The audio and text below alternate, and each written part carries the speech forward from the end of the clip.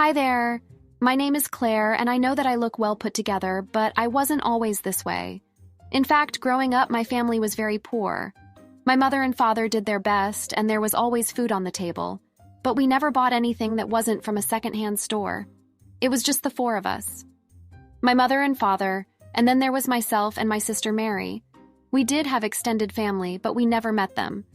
When I was old enough, my mother told me that the reason that this was the case was due to the fact that she was black and that my father was white. I didn't really understand it, but since we didn't see them, it really wasn't a problem. After all, our parents were different, and my sister and I were different as well. She looked like our father and had very pale skin, while mine was more like our mother's and very dark. So for us, it always just seemed normal.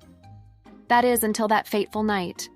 My parents had gone to a party at a friend's house, and on their way home, they got into a car accident. They were rushed to a hospital, but unfortunately passed away soon after. At the time, my sister was 13 and I was 11. My sister and I were terrified. We didn't know what would become of us. Since we didn't have any family present to claim us, we were sent to a foster home. I still remember crying my eyes out and not understanding what was going on. We were there for a week when we were told that they had good news for us, and that they had tracked down our grandparents. Both my sister and I were shocked to hear this. We weren't sure how to feel, really. Part of us were excited to meet them, but we were worried as they were complete strangers. When they arrived, we saw that they looked exactly like our father. Their faces were so warm and inviting. They greeted Mary affectionately and kissed her on her head dozens of times. However, when their eyes fell on me, their smiles faded, and they didn't even come over and hug me, even though I wanted them to more than anything. After a few hours, they left, and my sister and I were wondering what to make of the visit. But the next day, our grandparents sent a car.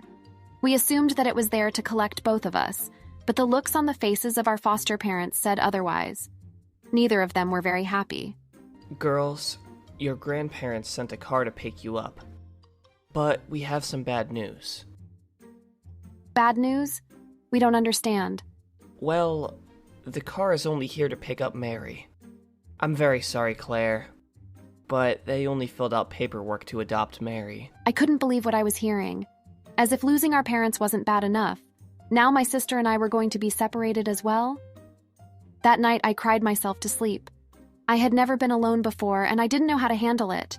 I was devastated, and I couldn't help but feel that I was worthless and garbage. The years that followed were hard. I was bounced around from foster home to foster home. Some were better than others, but none ever felt truly like home. Nothing ever felt as happy and secure as how I felt with my parents and sister growing up. I did keep in contact with my sister through email, though. The messages that we sent to one another were a beacon of hope in a very dark time in my life. She told me stories about how our grandparents were spoiling her, giving her everything that she could ever want. She had more clothes than she could ever wear. She always had the best computer and went to a private school and ate all the best foods. I couldn't help but feel jealous. My grandparents were exceptionally wealthy and spent their money freely on my sister. While I lived in poverty since my foster parents never really cared for me that much, more than once I tried to send letters or emails to my grandparents begging them to adopt me as well. I tried my best to make them understand that I would be happier living with them and that I would be a picture-perfect addition to their family, that it was so unfair that they had separated my sister and I, but they never responded. My sister tried to beg them to adopt me as well, but they would get angry to the point where they were almost violent when she did, and so she stopped mentioning it. I knew that it weighed on her, but I also knew that it wasn't her fault. After I graduated from high school, I tried once more to reach out to them. I wasn't sure if I could get any scholarships, and I was desperate to still be able to go to college. They had more than enough money to help me pay for school, but I also knew that it was a long shot. The day after I sent the email, they finally responded to me. Hello, Claire. Congratulations on being accepted to college. We understand that you are indeed our grandchild. However, that alone does not mean that we are obligated to help you. You are a reminder of our son's poor decision to marry someone inferior to our standing. Please don't ever write to us again. To us, you are nothing but a bad memory. Her words hurt badly, and I spent many nights crying, thinking that I would never be good enough for them.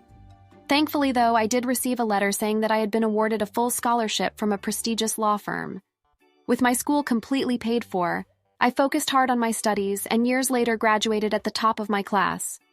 I was even offered an entry-level position at the very law firm that had given me the scholarship. It turned out that the lead partners had all come from similar circumstances as myself. For the first time in a long time, I felt a part of a family, a part of a group of people that not only understood the pain that I had gone through, but also accepted me despite of it. As the years drew on, I rose up in the firm and even met my husband there. The two of us eventually became partners in the firm, and we now live in a mansion with 3 beautiful children of our own. My sister, however, chose a different path, and while I am proud of the woman that she has become, she chose to follow her passions, and she became a teacher. I know that it makes her very happy, and I even assisted her in finding a home that she could afford since I make quite a bit more than her. Things were finally going well for me, but then I got an email from my grandparents. Apparently, they had made some poor investments, and they were going to be forced to sell their home to pay for their debts. They had squandered their fortune and were desperate. Hello, Claire. We are very sorry for how we have treated you in the past. We have come to see that we blamed you for something that wasn't even your fault. Please, could you find it in your heart to forgive us for our poor choices? We would love to get to know you and your husband and our great-grandchildren as well. Please forgive us. I instantly knew why they had written the letter. They had no other options and had only reached out to me because they were screwed otherwise. My sister couldn't afford to have them stay with her. After all, although her home was quite lovely, there was no room for them, and my sister didn't make enough money to help them get a new home of their own. On top of that, the closer that my sister and I became, the more distant she became with our grandparents. Neither of us could forgive them for separating us all those years ago. And so, just as they had done to me, I wrote them back. Hello, I am very sorry to hear of your plight, and that you are having such a hard time right now. However, I cannot help but feel that it is all well-deserved. I can't tell you how many nights I fell asleep crying because you left me alone in foster care, while you gave my sister everything in the world. And all because of the color of my skin. So no, I won't be helping you, and I would greatly appreciate that you never write to me again. They of course ignored the last part, and kept sending emails begging me to reconsider, but I had no interest in entertaining them. Later I found out that they had been forced to move into a retirement home, and that the only one that they could afford was terrible.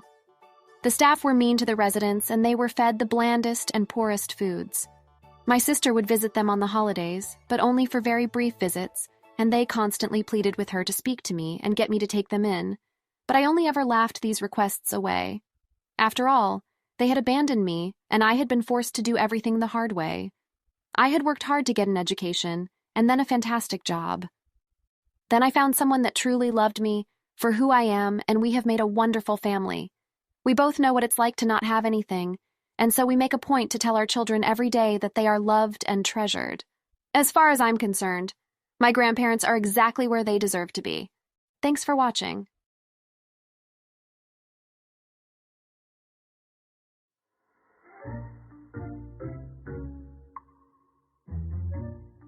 Hi, my name is Audrey.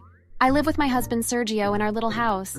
I know it isn't one of those huge mansions that we see on TV sometimes, but I still think our home is pretty big.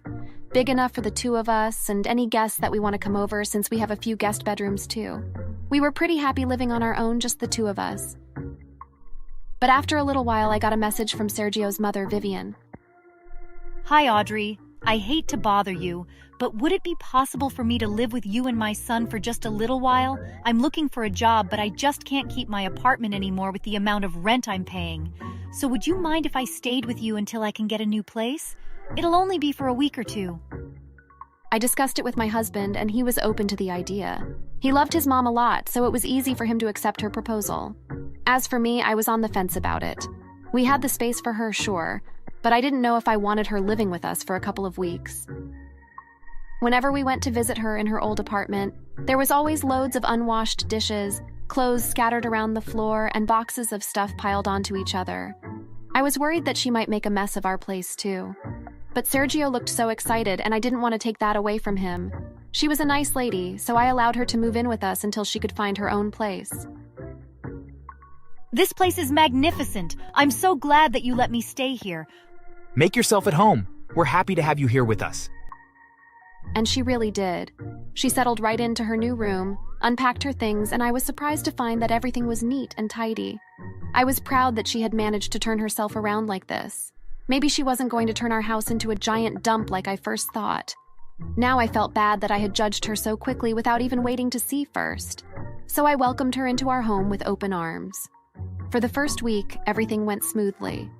Vivian barely bothered us at all and even helped me with the dishes the first night she was here. Things were going well. Sergio went off to work one day, and I stayed at home to complete some of my own work. I was able to work online, so I figured it would be better if one of us could stay and watch the house. Plus, I was able to go to meetings and get all my work done in my pajamas in my own living room. But Sergio wasn't as lucky and still had to go to his job in person.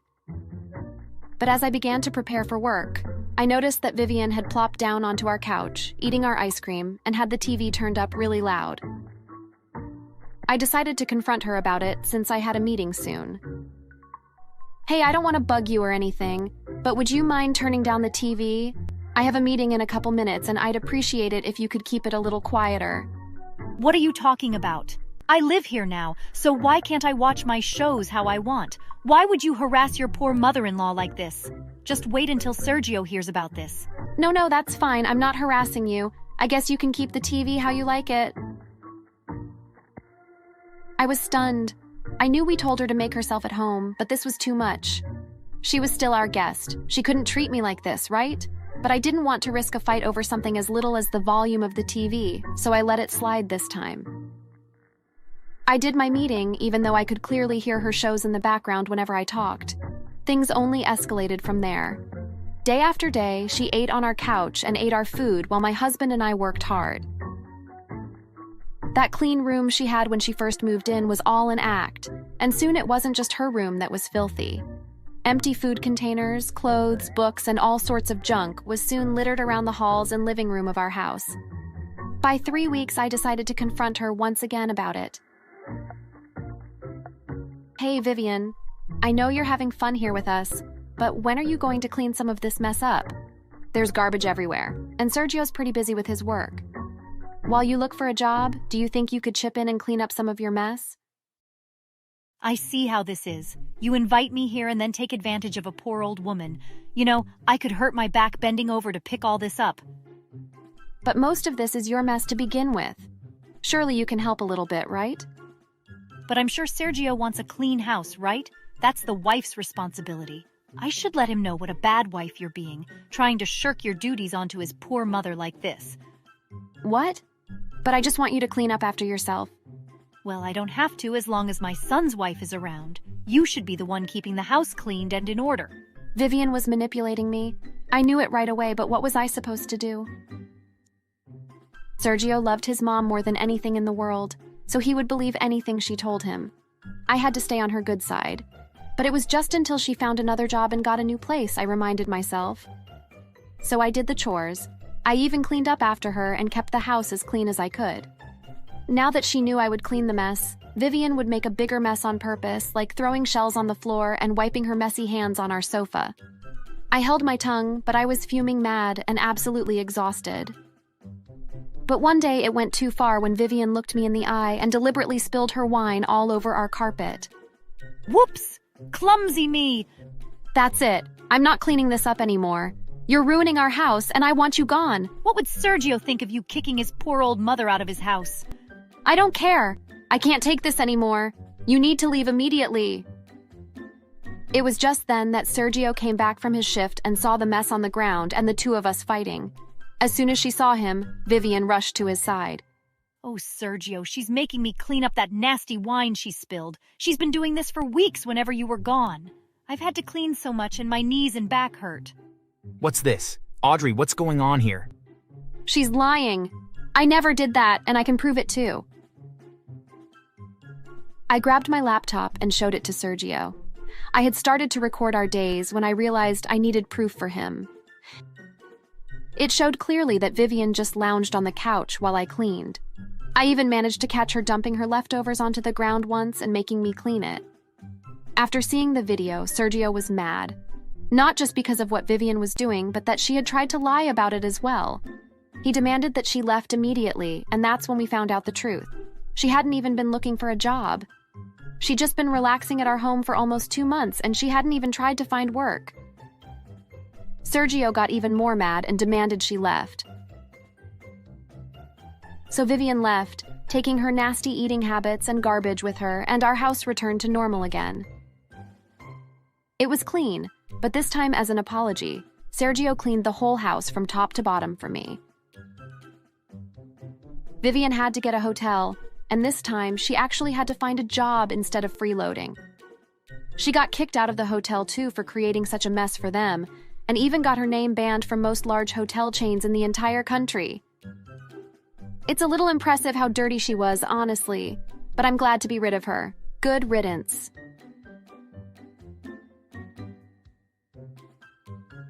Thanks for watching! Like the video for the algorithm?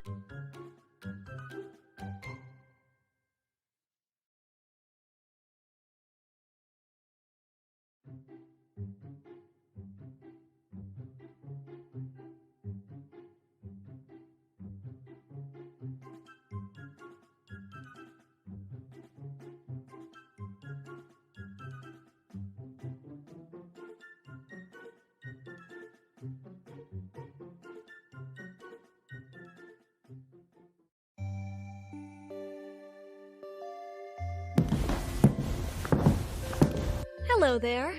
My name is Abby, and I have quite the story for you. When I was in my early 20s, I loved going out partying with my friends. We would go dancing all night long in some of the best nightclubs. It was at one of those clubs that I met Jordan. He was so handsome, and he was very wealthy. I later learned that he worked for a major car manufacturer, and that he was making a lot of money. He took an immediate interest in me, and the two of us started dating. And one thing led to another, and we were engaged less than a year later.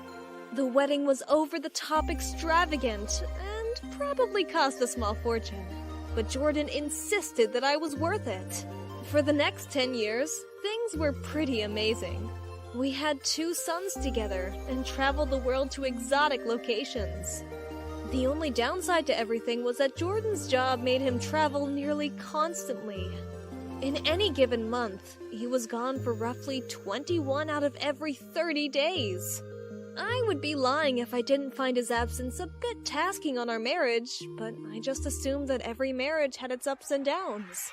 While I didn't see much of Jordan, he was working hard to provide for me and our sons, so I just did my best and put up with it. That is, until I heard a knock on my front door. I looked through the peephole and was confused when I saw a woman roughly my age standing there with a young girl next to her. At a first glance, the young girl almost looked like my sons. Cautiously, I opened the door. So, we finally meet face to face. I wish I could say that it was a pleasure, but meeting you just makes this nightmare all the more real. I'm sorry, but what are you talking about? Who are you, and why are you here?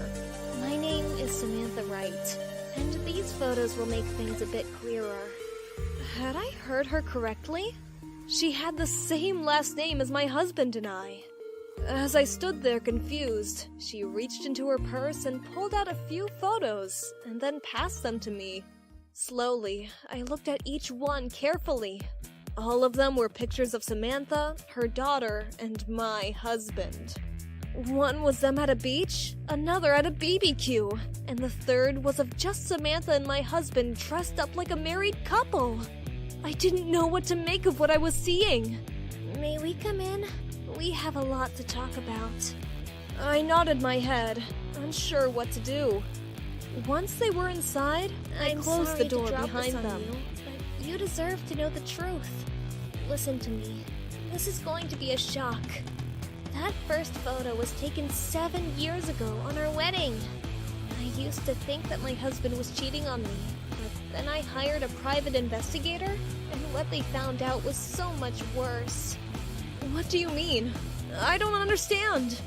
Jordan married both of us. He married you first, but a few years later, he married me as well. This is our daughter, Claire. technically, she's a half-sister to your children. I didn't know if she was telling the truth or some very outlandish lie, but I couldn't deny that her husband did look a lot like my husband and sons. I knew that you would have a hard time believing me, so I brought this as well. She reached into her purse and pulled out Claire's birth certificate. And on it was Jordan's signature on the line that was reserved for the father of the child. On top of that, she produced a piece of paper with Jordan's work details on it. I had to admit that if this was a scam, it was a pretty elaborate one. Okay, if I accept that what you're saying is true, then why did you come here? Because it needs to end. We aren't the only ones. He has another wife in the next city over. That's where he is right now. I just thought that maybe you would want to confront him. Abby, I'm living the same kind of life as you, and it's no way to live. Our husband is gone for most of the time, and our kids never get to see him. No matter how much money Jordan has, it isn't worth it. We can do so much better. Come with me. Let's go confront him and make him pay for betraying our trust. I still didn't know if she was telling the truth, but I knew that if I went with her, and that Jordan was indeed with this third woman, that it would confirm what she was saying. And so, we packed up the kids and drove over to the next city, and parked in front of a mansion that was even bigger than my own. We didn't bother knocking on the door, and just stormed inside. Thankfully, it wasn't locked, and once inside, we looked around and saw photos on a table in the front hallway, much like the ones that Samantha had shown me. These were of Jordan and another woman on their wedding day, next to a few where Jordan was standing and posing with 3 children who all looked like him. When I saw the photos, it was hard to deny the fact that Samantha had been telling the truth. After a minute, Jordan and the woman from the photos came into the room and were startled to see us. Wait a minute. Why are the two of you here?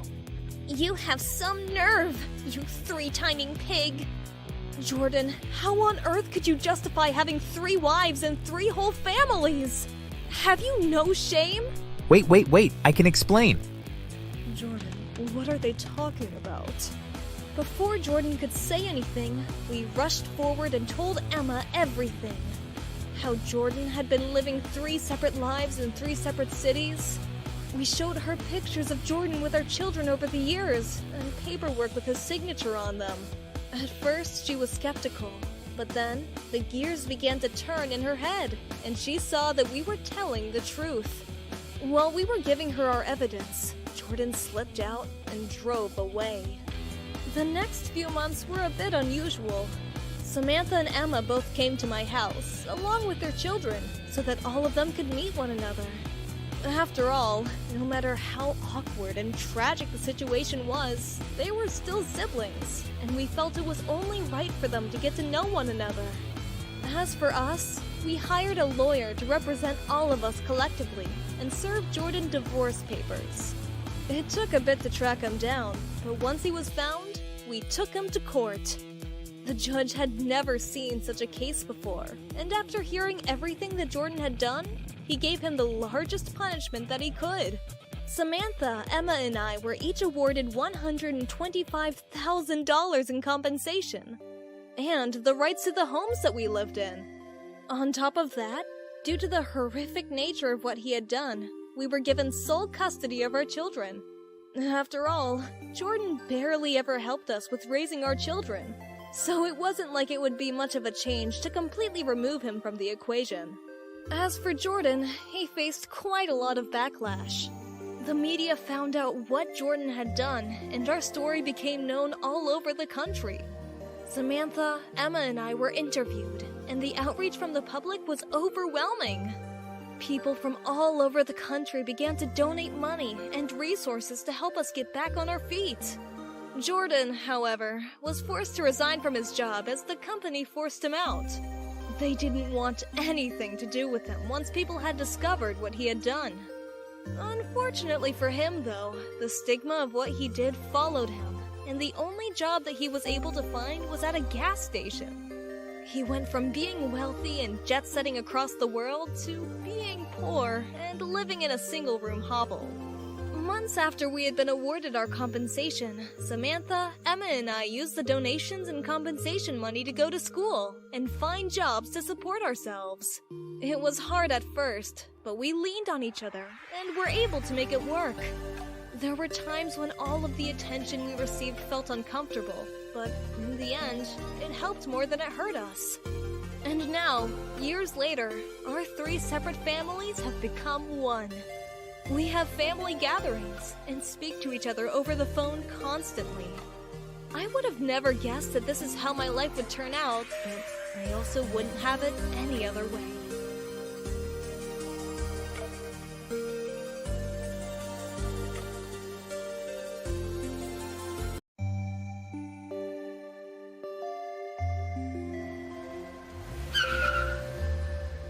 Hi there, my name is Rachel, and this is the story about how I found out that my husband was cheating on me. I was oblivious to what was going on until one day I started having issues going to the bathroom and was alarmed to see blood in my urine. I went to the doctor and found out that I had contracted an STD. I was shocked, to say the least, but I honestly didn't know how this could have happened since my husband was the only person that I had slept with in the past 6 years. Thankfully, the doctor assured me that if I took some medication, it would clear up. But it got me thinking, how could I have contracted this disease? On my way home, I began to realize that the only possible way was if my husband, Steven, had been cheating on me and had contracted it from one of his partners. I was very upset, but I knew that I had to play it cool for now, or else I would let my husband know that I was onto him. I work as a defense attorney at a prestigious law firm and make very good money, while my husband just works at a convenience store. This hadn't bothered me as I was in love, and I made such good money that it didn't matter if my husband worked or not. For all I cared, he could have been a stay-at-home husband. However, knowing him, he would use the fact that he made so much less to try to get a lot of alimony. I knew that I needed to get as much evidence as possible that he was cheating on me. Where I live, if you can prove that the marriage fell apart due to your partner cheating on you, then the marriage would be dissolved, and the party that cheated would be entirely at fault. This meant that if I could prove that he cheated, then not only would I not have to pay him alimony, but I would also get to keep the house too. I called up a few of my girlfriends and asked if they would help me, and they jumped at the chance. We set up cameras and microphones around my house and then waited for them to record my husband while I was away at work. It didn't take long for us to find some concrete evidence. A few days after we installed everything, we saw my husband and his mistress fooling around in my bedroom. The two of them were talking and not making a secret about things. Oh, babe, I love you so much. Me too. But when are you leaving your wife? I want to move in as soon as I can so we can start a family. I know you feel bad since you're the breadwinner, but that's not really your problem anymore. Don't you love me? Of course I do, babe. I just need to do things carefully, but I promise it will be soon. I couldn't believe it. Not only was he lying to me, but he was lying to her as well. He had convinced her that he was the one bringing money into the house, but he was in for a rude awakening. This was just the evidence that I needed. Later that same day, I drafted up divorce papers and went home and left them on the kitchen table for Steven to find, and then went to stay at a hotel. When Steven got home, he found them and called me immediately. What the hell is this all about? They're divorce papers. Since you cheated on me, I figured it was the right thing to do. This way, you can go and be with your mistress, and I can move on with my life. What are you talking about? Are you going crazy? Steven, I'm not stupid. I went to the doctor and found out that I had an STD, one that your girlfriend gave to you, and then you gave to me. That's insane. If you have an STD, then you must have gotten it from cheating on me. How dare you accuse me of cheating when you just admitted that you were the one to cheat on me? Well, good luck trying to prove that. Listen, I'm going to spend the weekend at a hotel, but on Monday, I expect you all packed up and out of the house. He hung up the phone. I could tell that I had made him angry, but I didn't care. After all, he had not only cheated on me, but had risked my life as well. Thankfully, the STD that he had contracted wasn't something that would kill us, but the fact that he had contracted something at all and then passed it on to me felt like such a deep violation. On Monday, I went to my house, and to my surprise, my husband wasn't there. Although none of his things were missing, so I just assumed that despite my request, he hadn't moved out and was probably only at work. Angrily, I weighed my options. I knew that I couldn't legally change the locks or deny him access to the house, but I also didn't want to live with him while we were going through the divorce process. As I was standing in the kitchen thinking, I heard a knock on the front door. And when I answered it, it was my in-laws. They stormed into the house and began to yell at me. How dare you treat our son like this? First you cheat on him, and then you push divorce papers on him? How can you be so heartless? You have this all wrong. First off, I never cheated on your son. He's the one that cheated on me and gave me an STD on top of it. I showed them copies of the evidence that I had gathered, and when they saw what I had, they were stunned. They stared at the pictures that I had printed from all of the cameras around the house. His mother began to ball up her fists, and I thought that she was going to swing at me when my husband came home and saw his parents there. Before he could say anything, his mother began to hit him. You lied to us. You told us that she was divorcing you because she cheated and that you did nothing wrong. And here is the proof that it was all you. My father-in-law tried to break up the two of them, but she was determined to beat him up, and my husband could do nothing but put his arms up and try to defend himself.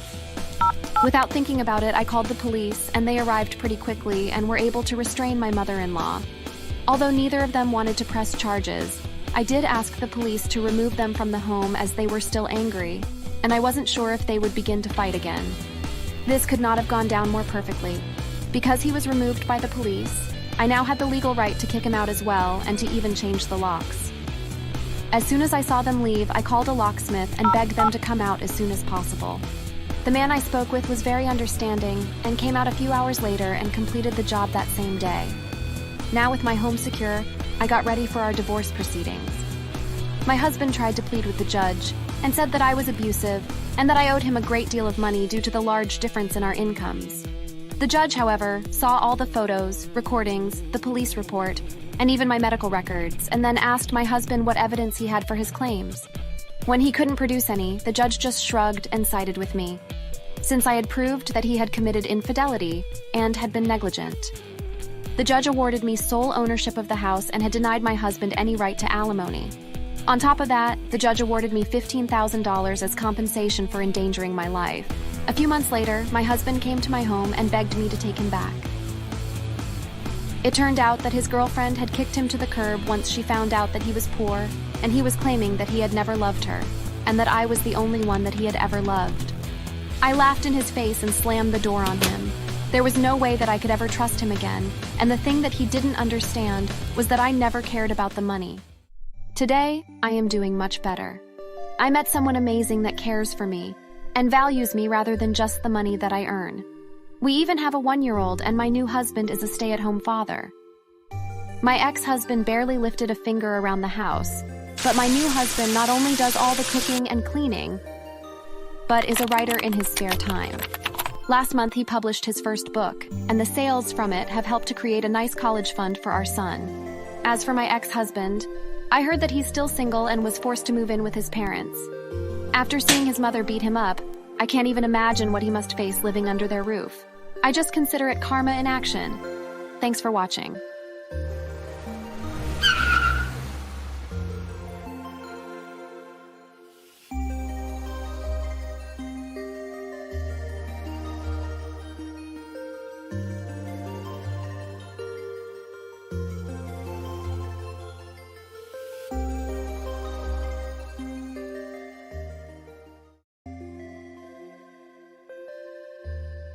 At my old job, I typically worked long days, and I routinely came home just before dinner most nights. As far as I knew, my wife had no issues with this. And so when I was able to wrap things up at work and come early, it was always a joy, except when it wasn't. You see, one day I finished up very early and sped home. I crept into the house as I wanted to surprise my wife, only to hear strange noises coming from upstairs. Horrified, I heard the sounds of my wife being with another man. Oh yes, please don't stop. I couldn't believe what I was hearing. As quietly as I could, I opened our bedroom door to see my wife in bed with none other than my best friend Jerry. The two of them were going at it. To say that I was shocked would be an understatement. And so I pulled out my phone and took several pictures of them before quietly closing the door and heading downstairs. I didn't know what to do with myself. Part of me wanted to rush upstairs and punch my Jerry, but I knew that was probably a terrible idea. So instead, I made myself a drink and just sat on the couch and waited. Sometime later, I heard them begin to move around and then approach the stairs. Looking up, I saw Jerry carrying my wife like they were newlyweds down the stairs. Oh, babe. I love how Tom always works late so that we can have these fun midday dates. Me too. Thankfully, he's too stupid to notice. Maybe I can tell him that I have to go away for a business trip this coming weekend, and the two of us can have a couple's weekend at a spa. And of course, make him pay for it. The two of them began laughing at my expense, but then Jerry looked down the stairs and saw me sitting on the couch. Seeing me must have frightened him as he lost his balance, and my wife slipped from his arms. She fell down the stairs hard, and when she rolled to the bottom, she was in a great deal of pain. Tom, when did you get home? Listen, it's not what you think. You can't be serious. I saw you upstairs having serious action with my wife. How long has this been going on? Susan was in too much pain to answer, and Jerry rushed over to comfort her. You're right, of course. We've been seeing each other for a little over a year now. Listen, Susan is in a lot of pain. Then call an ambulance. As for me, I'll be leaving. I can't believe the two of you would betray me like this. I didn't know what else to say, and so I left and drove across town to stay in a hotel for the night. After I booked my room, I went downstairs to the restaurant to have dinner when my phone began to ring. Tom, you need to come quick. Susan is in the hospital. How is that my problem? I'm not the one that dropped her. No, you don't get it. The fall caused her to have a miscarriage. I didn't think anything that he could say would shock me more than seeing the two of them together, but this took me by surprise. I had no idea that my wife was even pregnant. Excuse me? I don't see how that should be of any concern to me. Again, you were the one that was sleeping with her, and then you dropped her. How can you be so cold? She's your wife, and it's your child. How do you know that it's my child? The last time that I slept with my wife was months ago, and since you're the only person that has been sleeping with her, I can almost guarantee that it was your child. That, or maybe she was cheating on you as well. I hung up the phone on him, and was about to block his number when I had an idea, and after I finished eating, I headed over to the hospital. I was careful to avoid both my wife and Jerry, and went to speak to the doctor to ask him to run a paternity test for me. The doctor was surprised, but he did agree to do so, and took blood from me for the test. Knowing that our house would be empty, I decided to head home and sleep in my own bed. A few days later, I received another call, this time from my wife's parents. They were enraged and began to yell at me through the phone. What is wrong with you? Why aren't you at the hospital with Susan? Don't you love your wife at all? Love? I used to, but after I found out what she was up to, that changed. Did she even tell you how she was injured? The phone went silent as they began to take in what I was saying.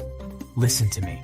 Your daughter has been having an affair with my best friend for over a year, and before you ask, I haven't slept with your daughter for almost 7 months now, which means she was carrying Jerry's baby, not mine. What are you talking about? What proof do you have? And so I sent the pictures that I had taken to them. And again the phone went silent as they looked at them. That's the proof that I have. As for the miscarriage, I had the doctor run a paternity test for me, and in a few days, I'll have proof that it was Jerry's. After a few tense minutes, they began to plead with me to forgive her. They tried to make me feel guilty about how much suffering my wife was going through, and that we had been married for 7 years, and that we shouldn't throw that away.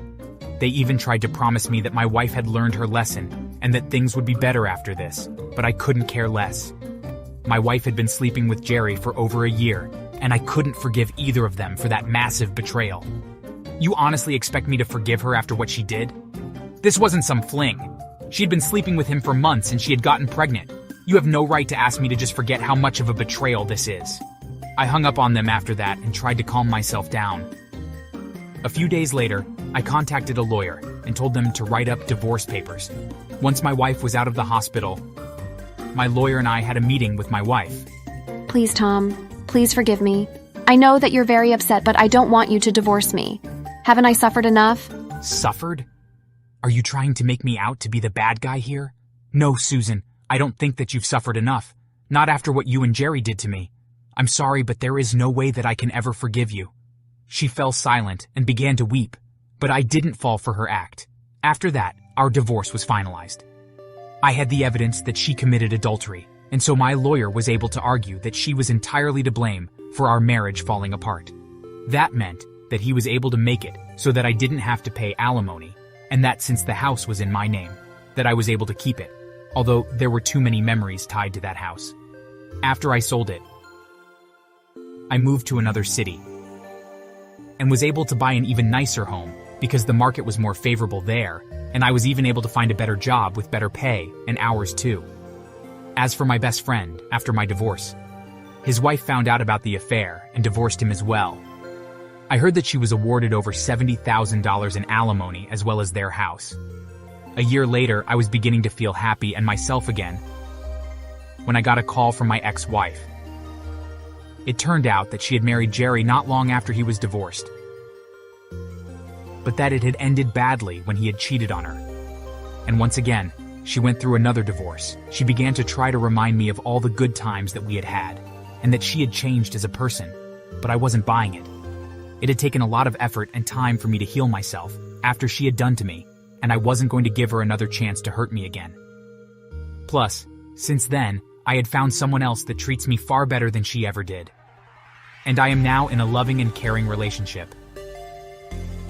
And not only are we engaged to be married, but we are expecting our first child in 6 months too. I do feel some guilt over the messed up situation that my ex-wife is in, but she has to live with the consequences of her choices. And I am not going to give her the chance to ruin my new life that I've worked hard to earn. For the first time in a long time, I'm truly happy. Thanks for watching.